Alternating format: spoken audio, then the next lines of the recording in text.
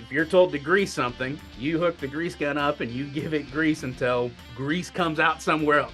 And while that may work for farm equipment, it doesn't always work for industrial equipment.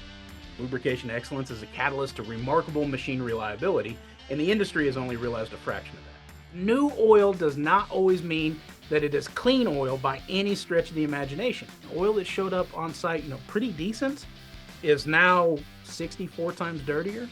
Water, heat, air, and metal, these are the things that get inside our fluid and will kill our oil faster than anything else, right?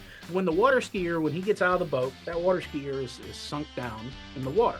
Well, in our journal bearing, if this thing's not rotating, then the shaft is sitting on the supporting surface. Now, as the boat takes off, he's actually going to start to come up until there is enough speed to offset the load of the water skier, in which case he is going to ride across the surface of that water. Well, in our journal bearing, it's the same thing. The shaft starts to rotate. It's going to be drawing the oil underneath it. Once it gets to enough speed, it will actually start to lift the shaft off of the bearing surface itself.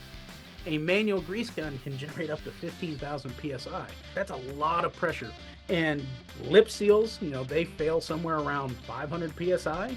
Guys, I'm a huge fan of magnetic plugs. I think they're the cheapest condition monitoring tool out there. When we go to change the oil, we pull the plug. If it looks like a Christmas tree on top of it, pretty good indication that we've got some issues. Usually to break that school of thought, we need to train the individuals. We need to get them schooled up and understanding the why behind what we are doing.